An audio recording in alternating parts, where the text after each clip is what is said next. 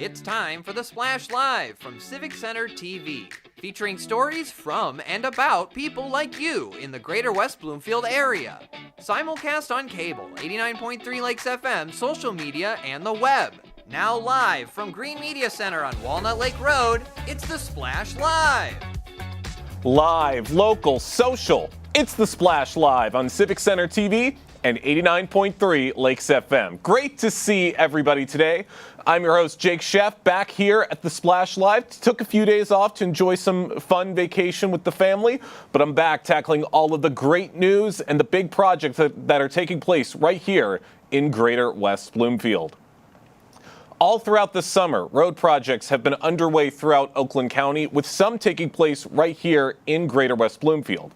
With the main stretch of construction now near completion on Orchard Lake Road between Willow Way and Pontiac Trail, and a repaving project being done between Pontiac Trail and Long Lake, focus has been everywhere in our community this summer.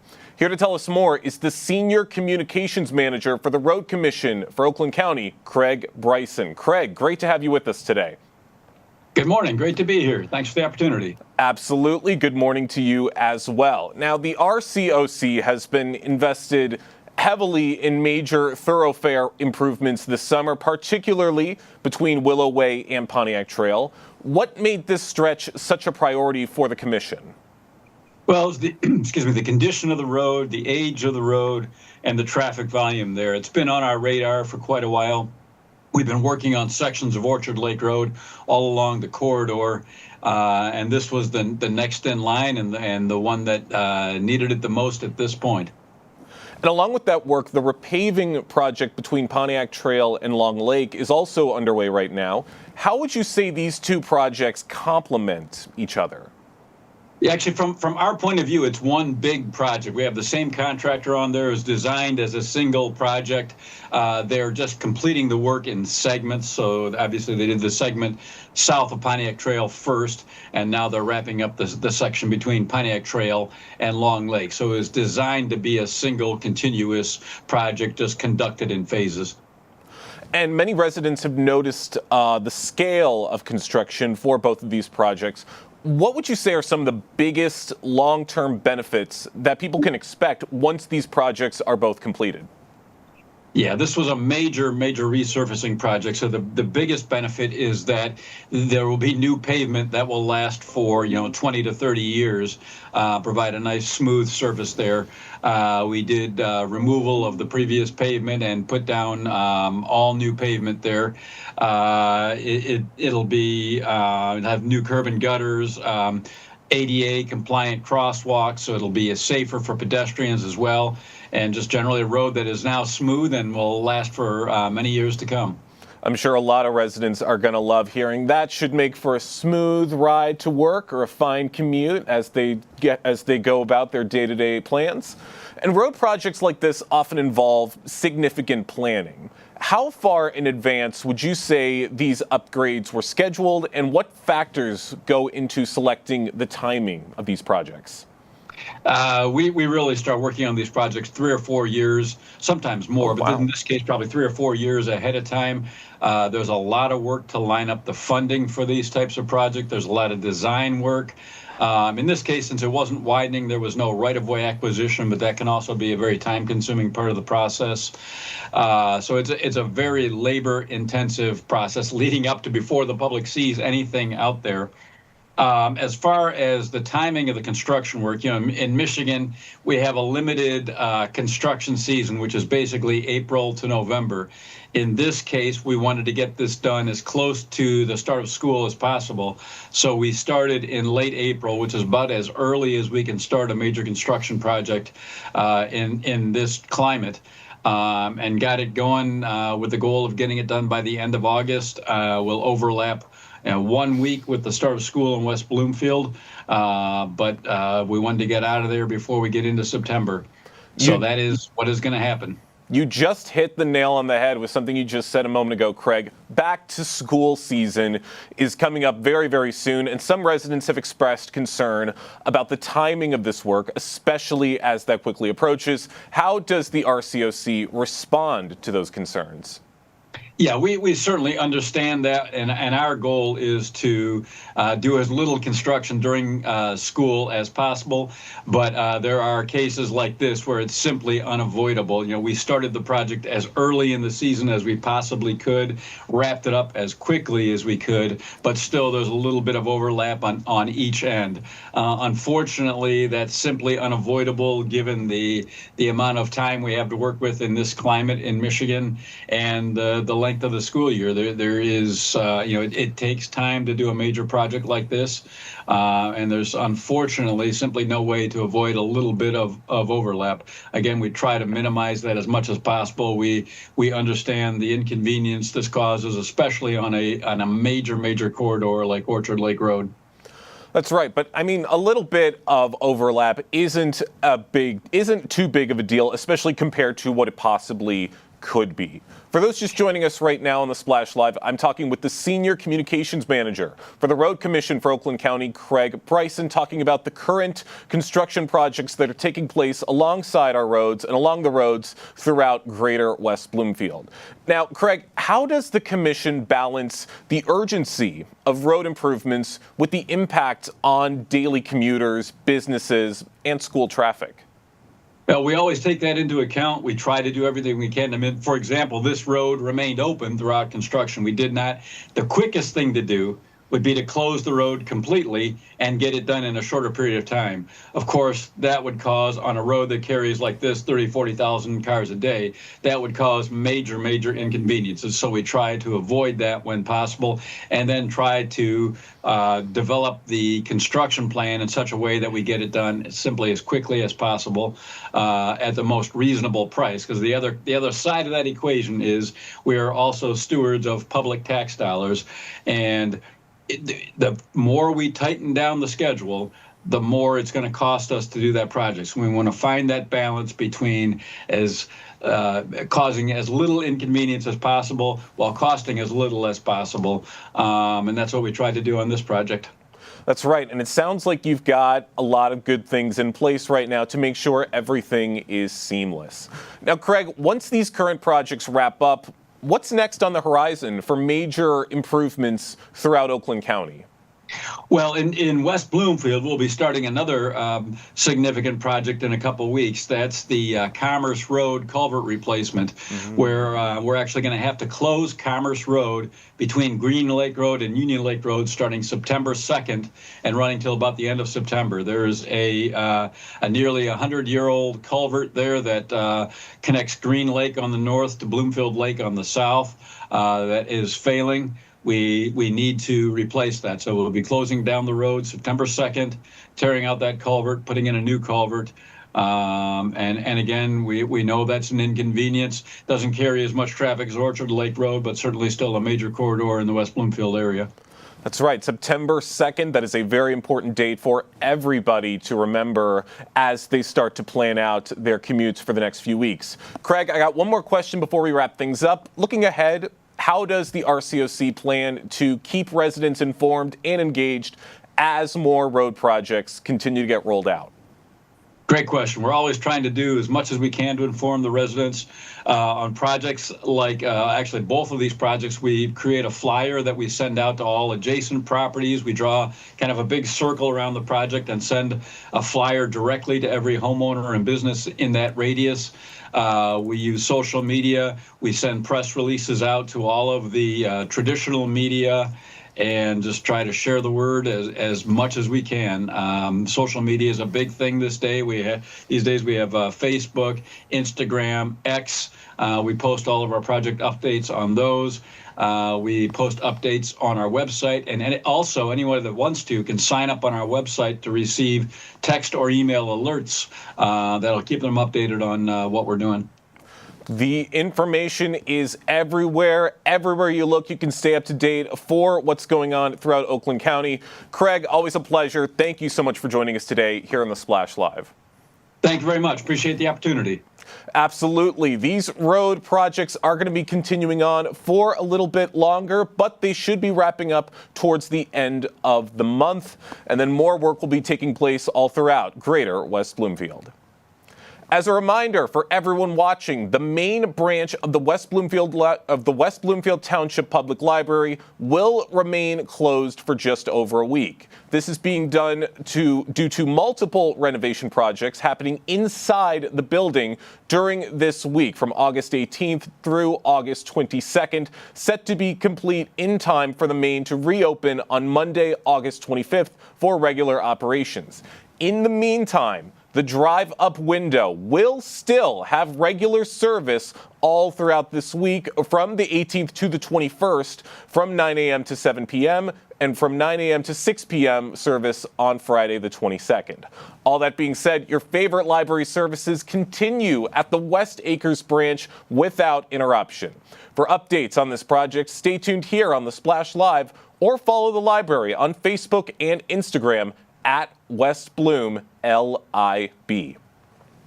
Walk for Friendship, the Michigan chapter, is scheduled for Sunday, August 24th at Friendship Circle's Mere Family Friendship Center in West Bloomfield, with registration starting at 10:30 a.m. The event features a 1.7-mile walk, followed by a free carnival with rides, games, kosher food, and entertainment intended to bring together the community through inclusion and fun. We recently spoke with Bazzi Shemtov, the director and co-founder of the Friendship Circle, to tell us all about this year's event. Bazzi, thank you so much for being here today. Thank you for having me. Glad to have you on. The Walk for Friendship, one of the biggest events of the summer. It's kind of that last march into the late summer and into the early fall for a lot of people in Greater West Bloomfield. It all goes toward a good cause, and that's why there's that lofty goal of raising $1 million during this fundraising effort. Give us the background of why that's the number that the Friendship Circle is aiming for this summer. You know, every year, every month, there are new programs that have to be started and continued, whether it's programs for our children's division or programs for our You Matter for our teens, or it's a vocational program or life skills for adults with special needs.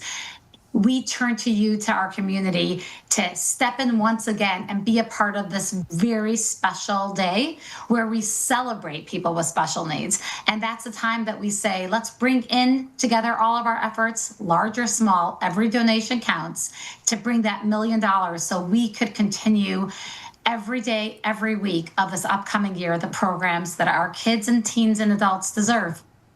And it's really important to note, too, that the $1 million here, like you said, it goes to support ongoing and into next year, these programs continuing, others that may pop up or may be necessary throughout the time. This isn't going into the coffers for a rainy day. This is just the very basics, and I think that's really important for people to understand. Yeah, it's, you know, if you just come by our camps, we're actually finishing, this week is our last week of our 8-week camp. Mm-hmm. It is mind-blowing to watch the incredible connections and love and friendship that happens between our staff, our volunteers, and of course, our amazing children. Walk, the number 4, friendship.com is the website if you want to make a donation or sign up for the Walk for Friendship, Sunday, August 24th, beginning at the Farber Soul Center and then moving all the way over to the Mir Center for a celebration as well. The goal, $1 million. They're just approaching $300,000 in fundraising pledged already as of the time that we're recording this interview. So off to a really great start, Bazzi, and I think that goes to show the kind of support that West Bloomfield and surrounding communities have for these programs. You are, as the co-founder of the Friendship Circle, you've had a front row seat to see how this organization has grown and why it's so important to people with special needs and their families all throughout southeastern Michigan. So if you could dive into that a little bit for us and explain how these programs have continued to be not only important to those families, but even more important as our society is complicated in recent years and in recent decades. You know, I think about our community. I think about West Bloomfield and beyond, our Metro Detroit community, how fortunate we are to have a community that really believes in stepping into the responsibility role of really taking it as their responsibility, their initiative, their charity to say that they want to be a part of it. You know, if a family has a child with special needs, we have hundreds of teens and hundreds of adults that really not only want to come in to be supportive, which we all should want to be supportive and do that good deed. Even more so, they are stepping in because they see the benefit and the beauty of somebody that has special needs.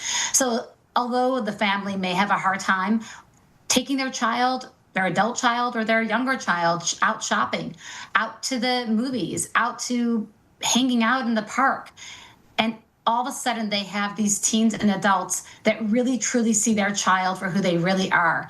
And that's where we make the community their home. We make the place we make the community safe for their family, for their child, where they know that they belong. And that's actually our motto this year is You Matter. It's really telling each one of these families, their children, their adult children, that they matter. And at the same time, like you kind of alluded to, when we're talking to our teens, the teens of today, they realize that they matter. They are a part of what makes the incredible connection and the safe space for these children. They're the ones that make this possible. And at the same time, it's a win-win because our teens absolutely adore the kids. They don't want to leave. I've had some counselors literally crying. I thought something happened, and they are devastated. The camp is almost over. So it's just an incredible win-win situation, and I'm so proud to be a part of it and be able to witness it so up close. And these volunteers, these opportunities, these groups that have popped up over the years that have become staples of the Friendship Circle, they build these lifelong bonds that have a big impact, as you just mentioned, for the volunteers, for camp counselors and other employees of the Friendship Circle. But what's even more important is if they're building those relationships and they're having those sorts of impacts on them, it's certainly having that similar impact on the people that these services are for. And so from your perspective, hearing from families, hearing from these individuals that are participating and benefiting from these programs, just how much of an impact does the Friendship Circle have on individuals and families with special needs here in Greater West Bloomfield and beyond? You know, I was at the talent show for the adult day camp the last day last week, and one of our adults stood up and looked at the director of the camp and said, "You are my best friend." And she stood up, and she's not one that usually would talk like that. And she gave her a big hug. You're talking about a mom who shared my most famous saying of when we walk into Friendship Circle, it's like walking into a big hug. Friendship Circle is a place where our families can finally feel completely welcomed, not judged, and safe, a place where they can really call home. So anybody that has a child with special needs, come check us out, be a part of it. The walk is a place for everyone. Everyone can feel comfortable. It's a real family event. And you're really encouraging as people are getting out for the walk and doing their fundraising efforts. It's a team effort across the Friendship Circle organization, the West Bloomfield community, the surrounding area, and the special needs community to raise that $1 million. You're taking some creative license in that also to encourage people in different ways to get out and raise those funds, but also in different ways to bring people in and inspire them to take part in this as well. What are some of the creative methods that the Friendship Circle is encouraging in this particular fundraising effort in 2025? So we've got families doing many different fundraising events, anywhere from lemonade stands to a pickleball tournament to Pilates. We have so many families really setting up their own mini little fundraisers for their team. And we have random people setting up pages. And like I said, large or small, anybody that brings in every dollar counts. Every dollar is going to add to that special experience for that child, teen or adult that has special needs, and as well our incredible teen volunteers and adult volunteers that gain so much from this experience. So if you go to walkforfriendship.com, you can start a page, you can donate, or just volunteer and be a part of the incredible experience.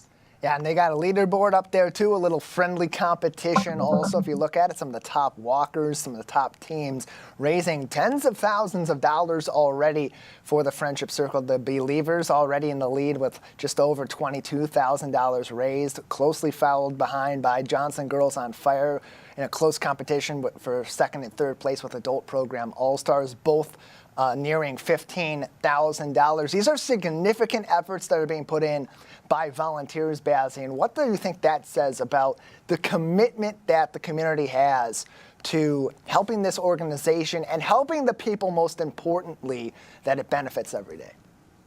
It's like we have hundreds of partners of people that truly are passionate, excited, and care just like we care. We have people that truly look at these children as shining stars, and they want to be a part of it. Of course, every single program needs more and more shining stars. So we so appreciate everybody's effort and love having the more partners, the better, to make this world, like you said, a better place. It brings some positivity, good energy, and a little bit of light dispels a lot of darkness. So we've got our work cut out for us, and we welcome everyone to join us. Just at the corner of Walnut Lake and Drake Road, Sunday, August 24th. Registration opens at 10:30 a.m. if you'd like to participate in the walk. But the fundraising effort is already underway. All of that information, all those resources you may need to get involved and more, walk4friendship.com. And of course, you can also find them on Facebook at FC Michigan. Bazzi, before we let you go, this is open to everyone, not just people that are already involved with the Friendship Circle or have family members or other loved ones that are in these programs. So if people want to participate, what do you believe is the best first steps for them to take? Correct. This is actually a pure free event. We want the entire community to feel welcome, and we encourage everyone to join. It is good to go on. We give free t-shirts. Go on to register at walkforfriendship.com. If you could give a donation, that is awesome. If you could fundraise, that's even better. But we want the entire community to join us at walkforfriendship.com. Register, make a team, whatever suits you, and come be a part of it.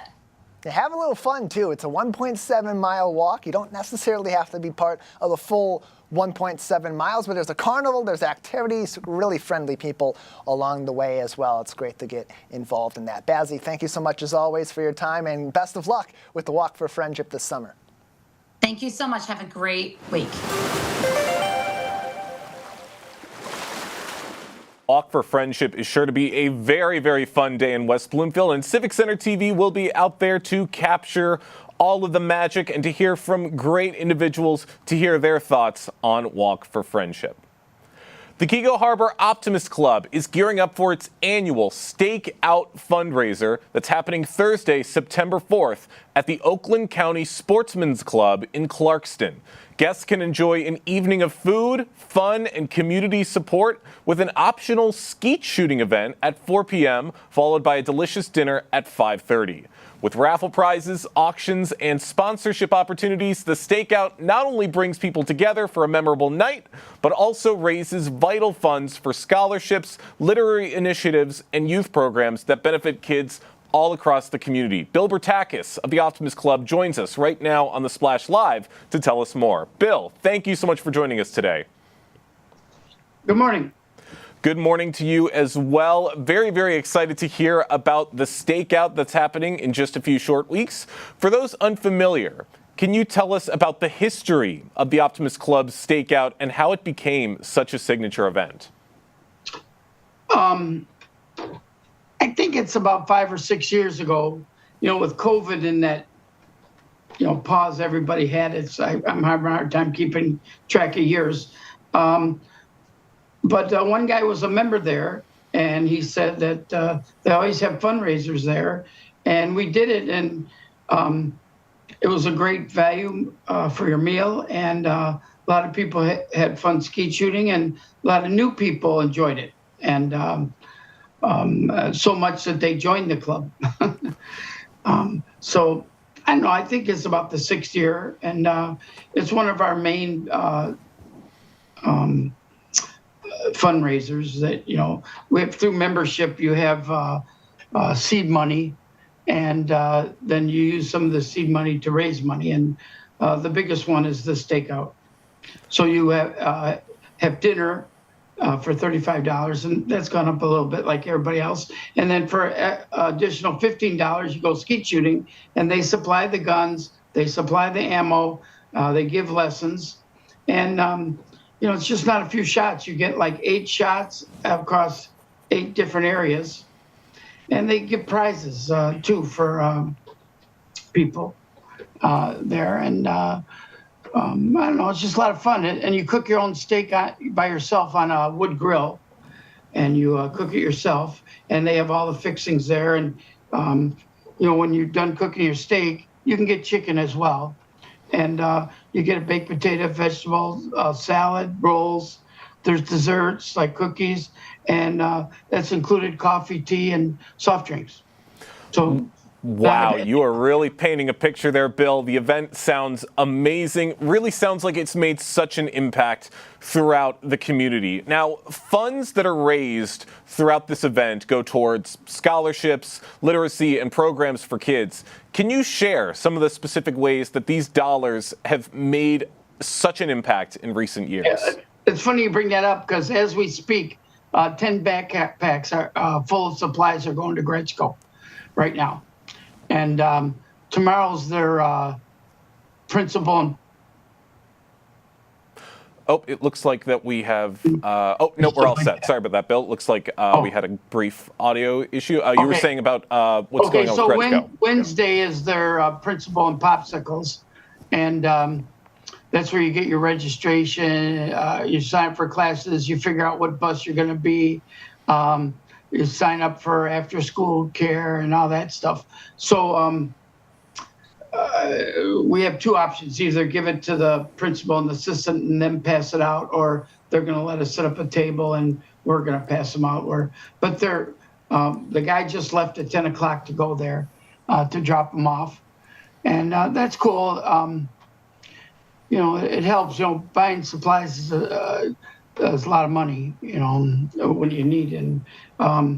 And when you get into bigger grades, there's even more expense. You got to have headphones and all that other stuff. So, but that's one of the places things go. We just did our scholarships, and all the money was sent to the school to help them get classes.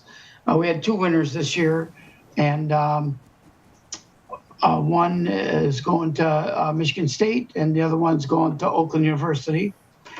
And we actually had a dinner at Gino's to invite their family and grandparents and brother and sisters, and congratulate them, give them awards, and to meet their family, and that was cool. And it seems like the grandparents like it the most. But so that went off well, and then we're in the process of our Halloween party. Last year we had an Abbott. We were wondering where all the Roosevelt kids went, and they're split between Scotch and Gretzko. So I don't know. That's one of the reasons we're going down there, figure out what we're going to do. But that's in the planning, and we always have a Christmas event. We get several families and have a Christmas dinner and presents and Santa Claus for them, and that's pretty cool. But that's as far as we've gone this year with events up to Christmas party with Santa.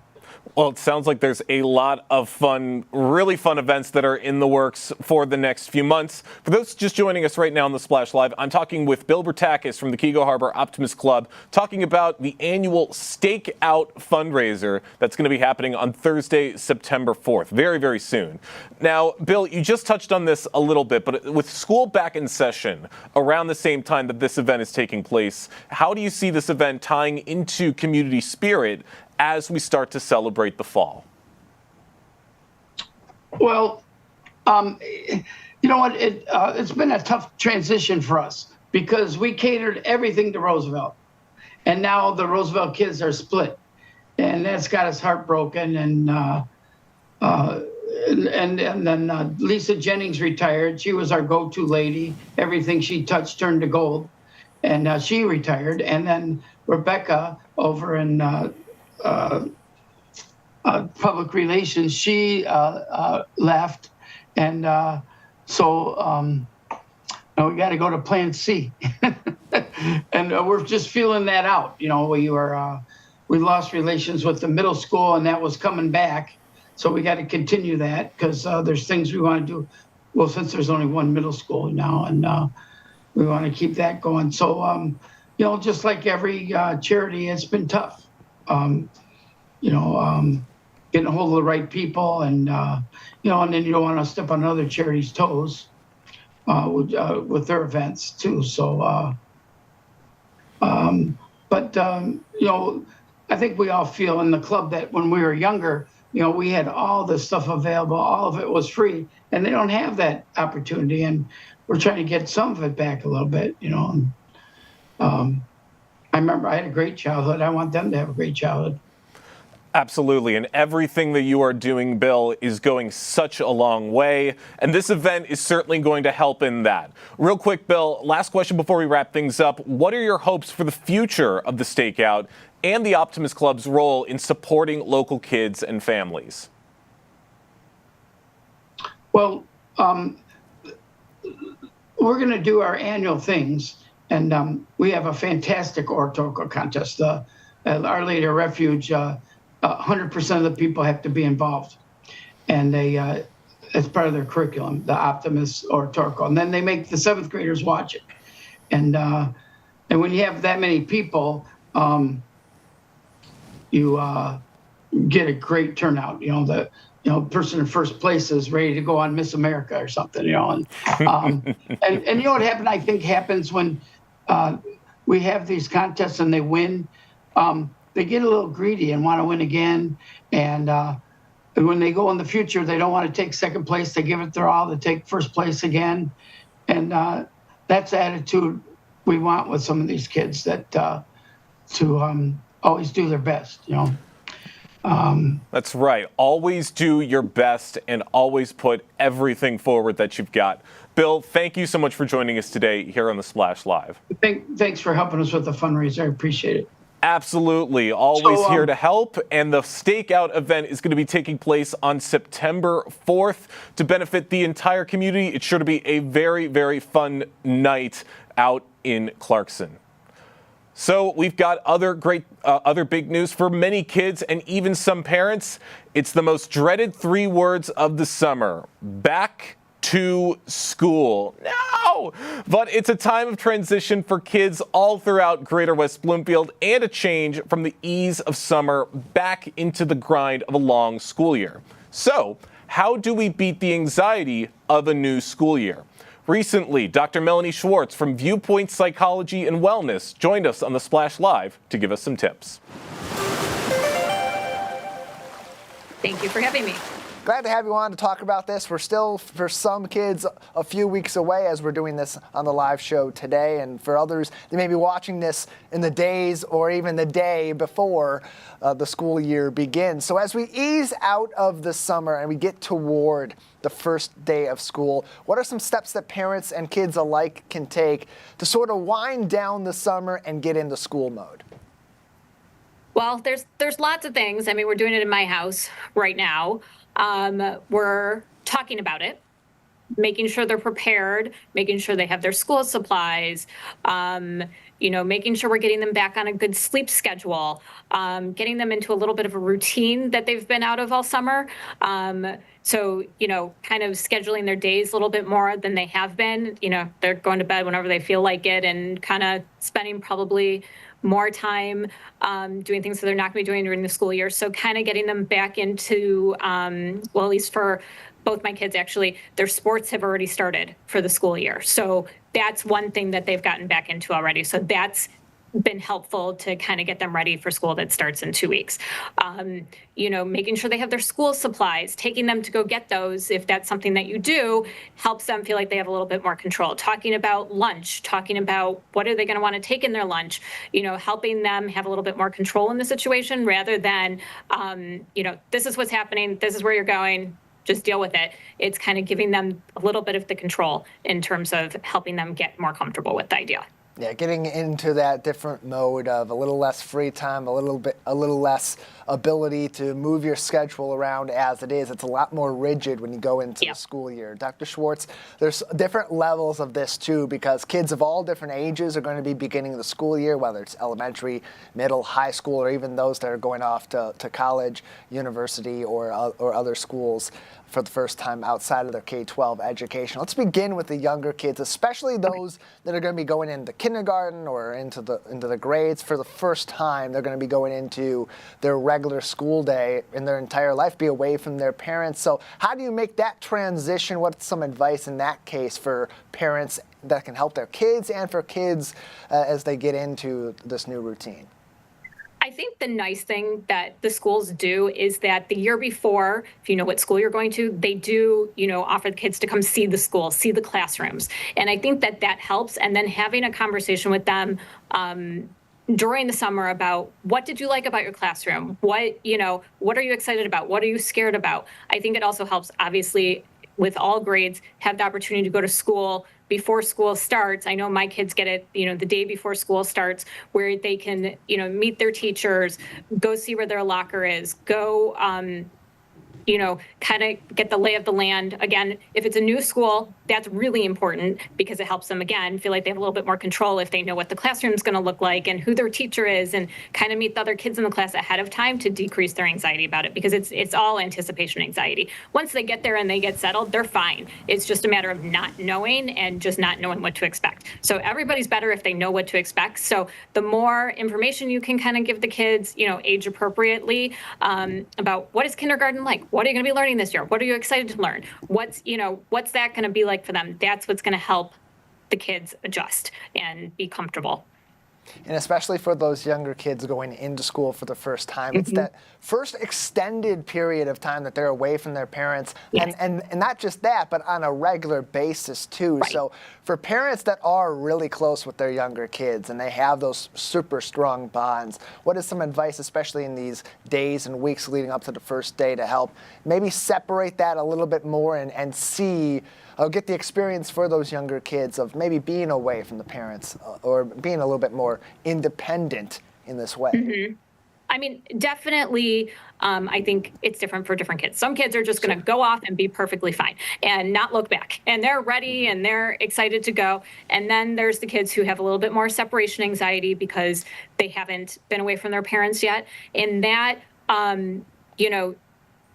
I think it might be important to, if they have some friends, maybe take them over to their friends' houses and let them have a play date over there without you around, or take them over to a relative's house, same thing, without you around, just to kind of get a little bit more comfortable and adjusted to it. It's still not going to be the experience of school, but it's something if you're used to, being with the kids all day long, and it's something new. Obviously talking to them, always talking, always communicating with them. I will say that about any of these topics that we talked about today, making sure that you're talking to them. What are they afraid of? What are they nervous about? What's mom and dad going to be doing while they're at school? And maybe just don't make it too exciting because you don't want them to have any, FOMO. But talking about, again, really making a big deal about what they're going to be doing at school, meeting new people, learning. Just make it very exciting for them so it's a place that they want to go. Even if parents weren't big fans of school, making it a big deal for the kids, because that's what makes them excited and more ready to get out of the house and go. Yeah, and making that transition as comfortable as possible for those kids going back. Maybe school's a little bit more of an uncomfortable environment for them at that age. Or, of course, we've been talking a lot about those going in for the very first time. Dr. Melanie Schwartz is with us from Viewpoint Psychology and Wellness as we get ready for going back to school in the 2025-2026 school year. We started with the younger kids. Let's go into the middle school kids now. This is a kind of a paradigm shift, sort of the biggest paradigm shift we see other than going in initially to school altogether. Now it's really the first time they get that little taste of independence. Maybe they're going to different classrooms more often. They're certainly going to be blended in with more kids from different schools than what they've been used to for the past 5, 6, 7 years.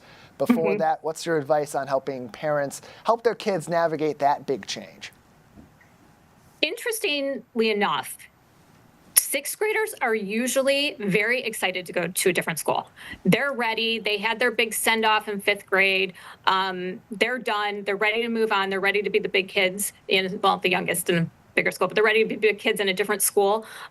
They're kind of their biggest anxiety generally is around all the new kids and making new friends and what that's going to be like. Kids don't often have too many issues with switching classes. They're excited about it. The elementary school's done a good job of kind of prepping them, and even, again, took them over to the middle school to see what it was like, and kind of they're ready to kind of have this new experience and be different from what elementary school was like. So most of these kids are very excited to go.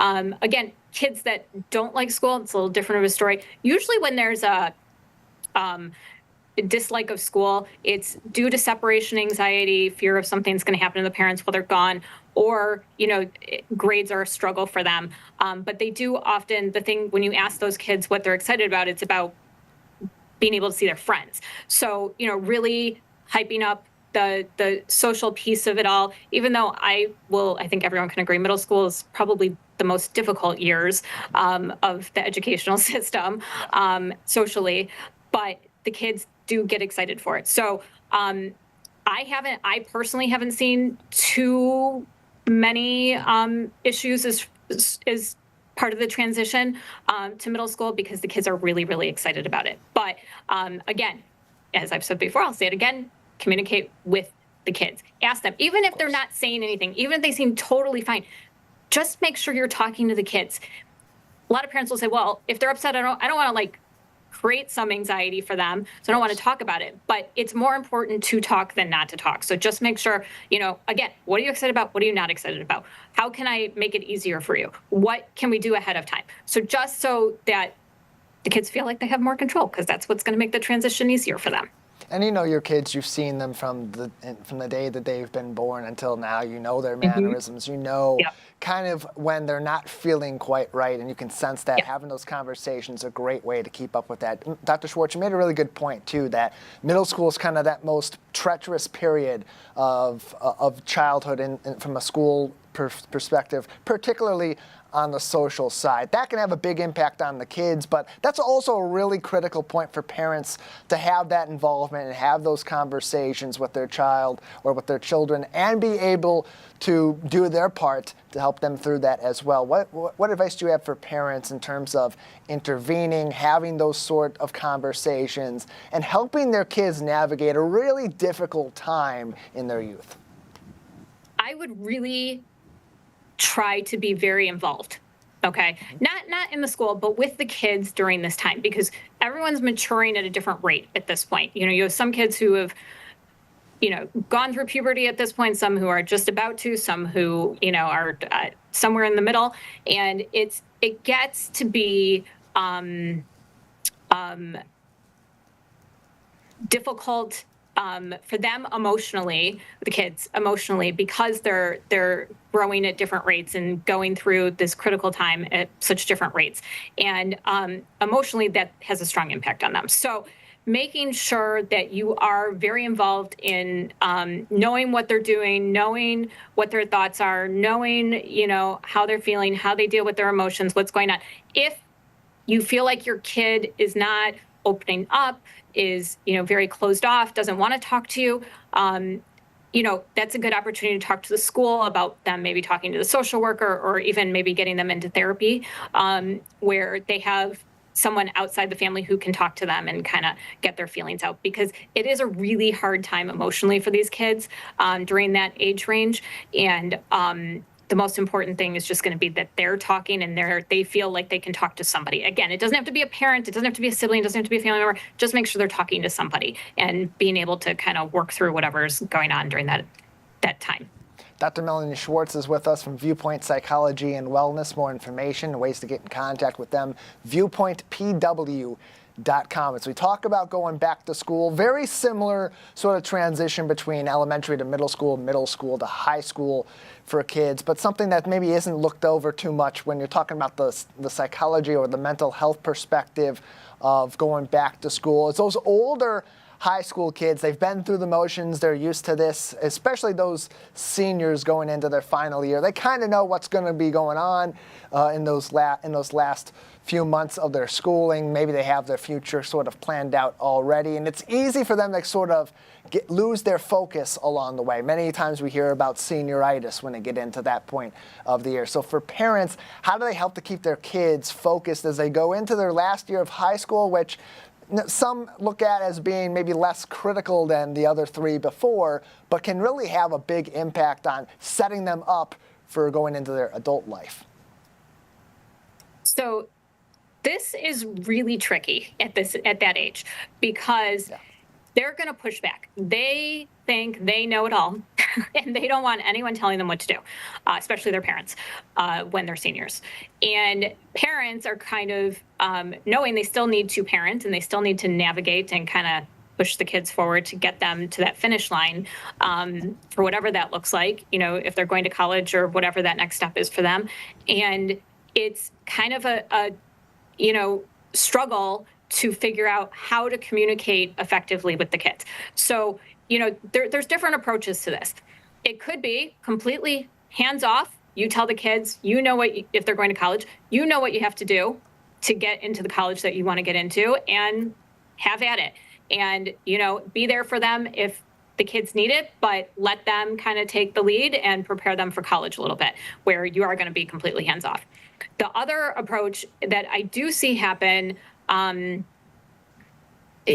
sometimes with, the kids who are struggling a bit more, and they do need kind of somebody to lead them and guide them, is, you want to be able to lead them, but again, it's also this struggle of hands off, because, they don't want to be told what to do.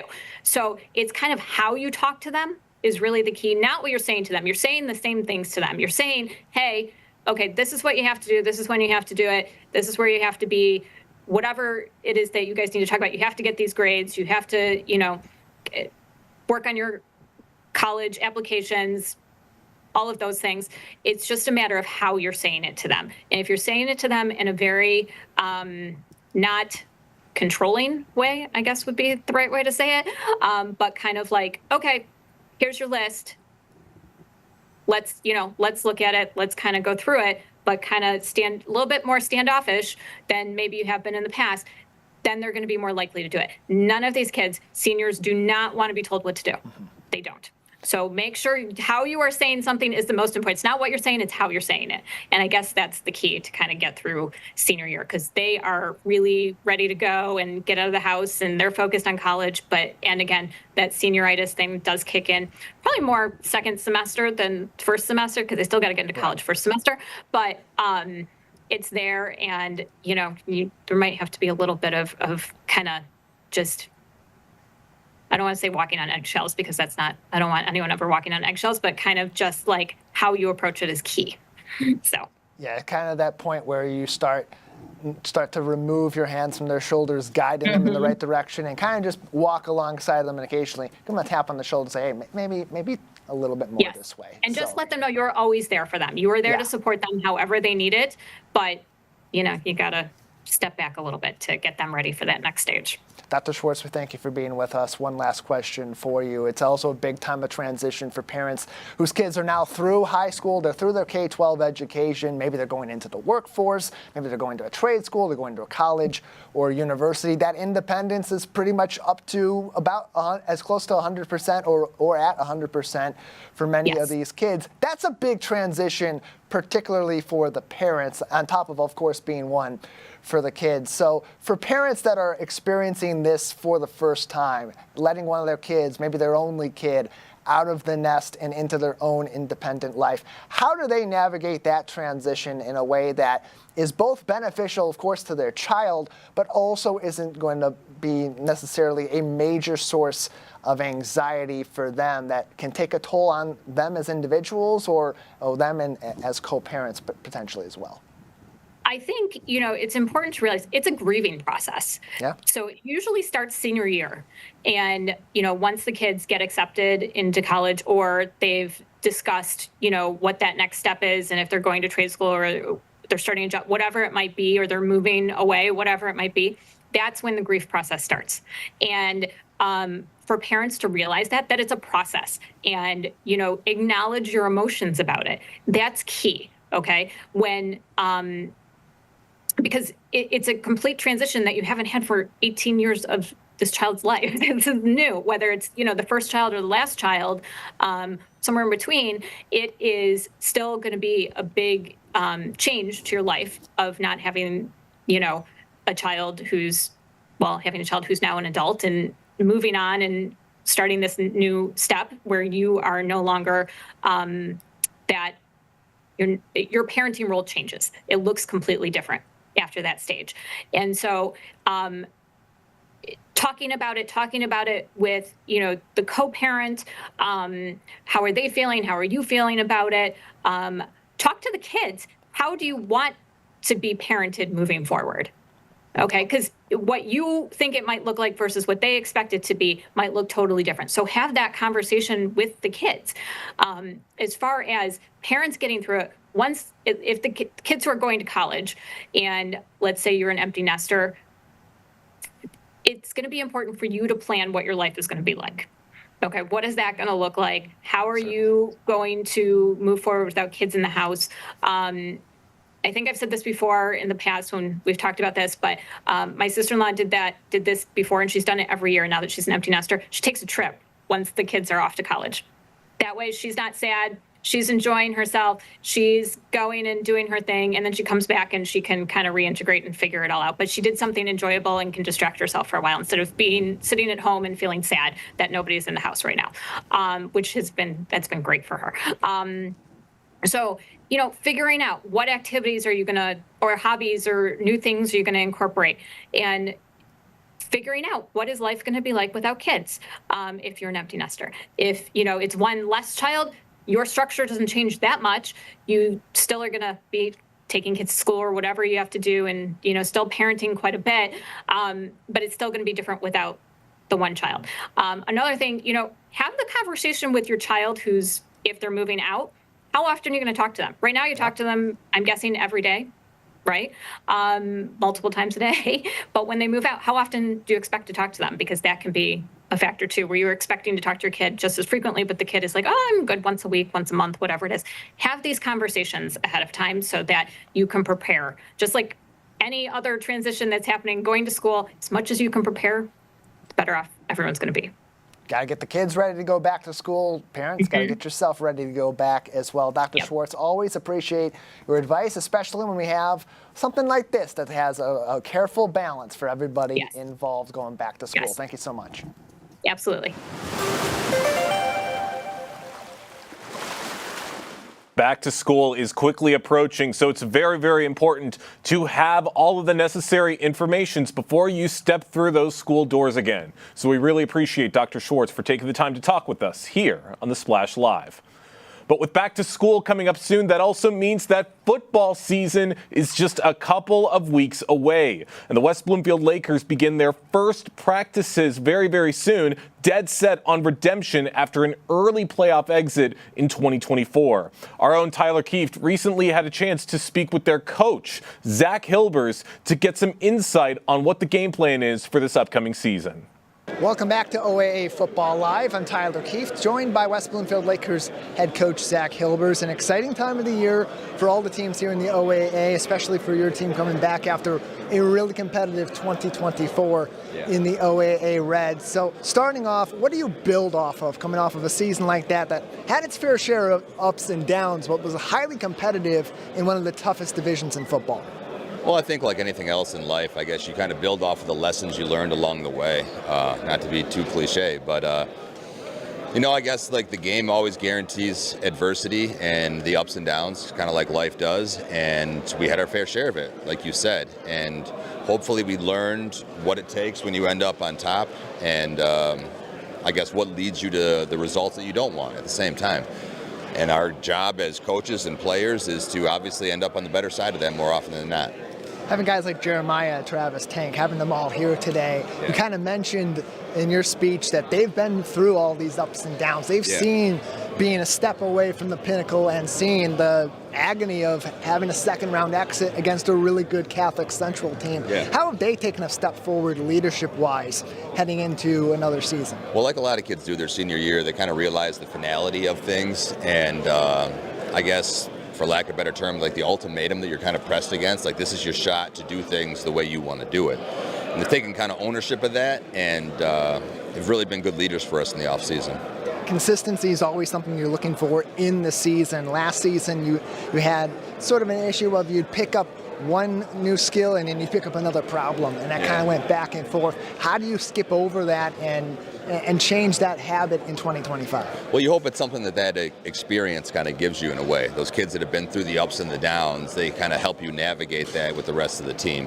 Because it's really not talent often that has the best teams. Coach Petrito, I think, mentioned that. It's the kids that can kind of navigate the seas a little bit, and the ebbs and flows that the game of football will give you. And hopefully our experience does that for us. You had mentioned in the packet that was given to the media, offensively, something you're kind of looking at as possibly a bit of an issue, but something that you're working on is massive loss of talent from last year, is in particular in the skills position. I was crunching the numbers, and about 80% of your receiving yards were between three players last season, over 60% of the team's touchdowns. So how do you work to replace that kind of production, especially starting with those guys that were in the mix like Obi Duru and Malcolm Gibson last season? Well, to be honest, I'm surprised it's only 80% if you do the numbers, because like if I would have gone off the top of my head between Elijah, Cam, and Jaden Alos, I would have guessed it was above 90.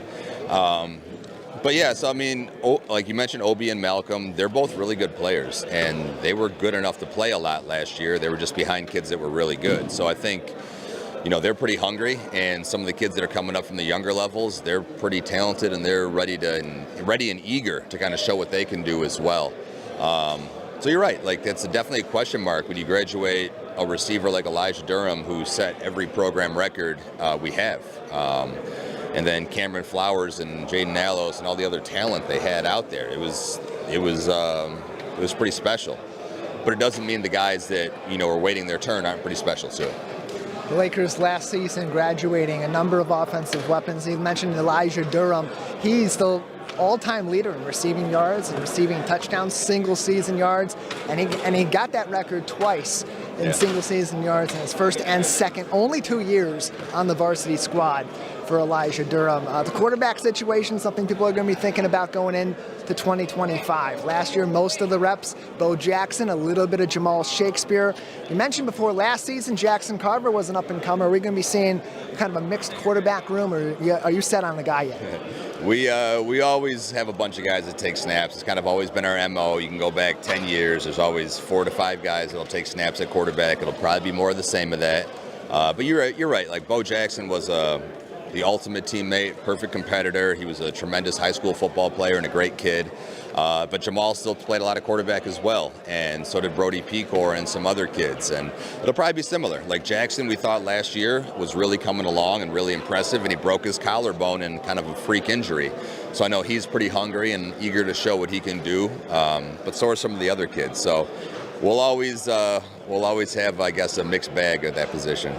Benefit of having a high power offense and going against other high power offenses, you can score a lot of points. Big benefit for your team looking forward to this season. You got a ton of talent and a ton of ability coming back on the defensive side of the football. Looking at your competition in and outside of the division this season, how big of a plus is that? Oh, it's huge. Anytime you get experience on one side of the ball, ideally you want both, but you get it on one side of the ball, it just becomes so much easier. Like it's not just teaching; they kind of help spread your message throughout everybody else, and they know what to expect mentally and physically. So, yeah, we're really looking for them to kind of carry us early on and hope everybody else kind of catches up. What's your message for your team and for Laker Nation as they head into this 2025 season? Always going to be a tough schedule, always going to have its ups and downs. What's it going to take for this Laker team to get back to where everyone's expecting them to be playing late in November? Just the mental perseverance that it takes. Things aren't always going to go your way. Of our 11 games last year, we were leading at some point in 10 of them, but we only won 5. So kind of just finishing the job and navigating that a little bit better and trying to stay hard mentally. August 28th, 7 o'clock kickoff at Lakers Stadium. It's a Thursday night game, family fun night, as well as we kick off the 2025 season. More information on Laker football all season long on your home for Laker sports, Civic Center TV and 89.3 Lakes FM. Coach, thanks again. Thank you. It's going to be a fun night and an incredible season for the West Bloomfield Lakers. But that's going to do it for us today here on the Splash Live. Big thank you to all of our guests and for everybody on the Splash Live team for helping to make this fantastic show possible. I've been your host, Jake Schaff. Live, local, social. It's the Splash Live on Civic Center TV and 89.3 Lakes FM.